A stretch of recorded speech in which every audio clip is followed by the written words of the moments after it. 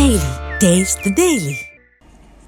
MLA Sanjay పై మాజీ మంత్రి జీవన్ రెడ్డి ఘాటు విమర్శలు చేశారు. ధర్మాన్ని నమ్ముకున్న రాముడే రావణుడి 10 తలలు నరికాడు. నువ్వు రాజ్యాంగాన్ని తూట్లు పొడిచి పార్టీలోకి వచ్చావు. నువ్వెంత? తమకు ఎవరైనా అడ్డొస్తే నరుకుతామని తీవ్ర వ్యాఖ్యలు చేశారు. ఎన్నడూ కాంగ్రెస్ జెండా మోయని వారు పార్టీ గురించి మాట్లాడుతున్నారని, పార్టీ వ్యవహారాలలో జోక్యం చేసుకుంటే సహించేది లేదని ఆగ్రహం వ్యక్తం చేశారు. ప్రభుత్వ విధానాలు నచ్చితే మద్దతు ఇవ్వు, స్వాగతిస్తాం. కానీ కాంగ్రెస్ పార్టీదే తొక్కుతానంటే సహించేది లేదని జీవన్ రెడ్డి ఘాటు వ్యాఖ్యలు చేశారు.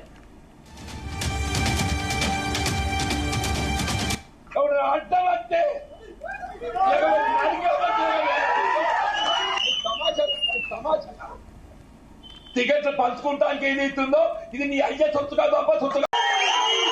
ఇది నీ అయ్యే సొత్తు కాదు, అబ్బా సొత్తు కాదు అంటున్నాను. ఇది మా కాంగ్రెస్ కార్యకర్త హక్కు అని చెప్పంటున్నా. కాంగ్రెస్ పార్టీ అంగట్ల సరుకు కాదు అని చెప్పంటున్నాను.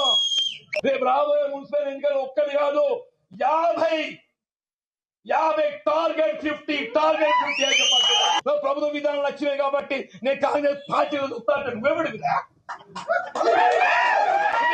అని చెప్పంటున్నాను. కాంగ్రెస్ పార్టీ అంతర్గత వ్యవహారాలలో జోక్యం చేసుకుంటే మాత్రం సహించేది లేదు అని చెప్పంటున్నా. నిజమైన కాంగ్రెస్ వాది, కాంగ్రెస్ పార్టీ కార్యకర్త వాళ్ళ కొరకే పోరాటం చేస్తా. కానీ సందులు వచ్చేటోళ్ళు, సందులు దూచేటోళ్ళు మాత్రం ఏదైతుందో సహించేది. శ్రీరామచంద్ర ప్రభు ఏదైతుందో ధర్మానికి కట్టుబడి ఉన్న రావణాసుడి 10 తలలు నరికిండు. రావణాసుడి 10 తలలు నరికిండు. నువ్వెంత నీకు ఒక్క తలకాయ ఉంది.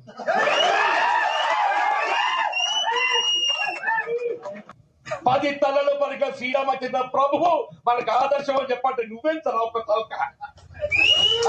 ప్రజాస్వామ్యం నిలబెట్టడానికి కొరకు, నా కార్యకర్తల హక్కులు నిలబెట్టడానికి కొరకు వాళ్ళు ఏదైతుందో ఆ చివరి క్షణం వరకు నేను పోరాటం చేస్తా, మీ హక్కు నిలబెడతా. పార్టీలో 50 స్థానాలు కైవసం చేసుకోవాలి. కాంగ్రెస్ పార్టీ జెండా ఎగరవేయాలి. ఎవరైనా అడ్డమంటే రావణాసుడు తలలు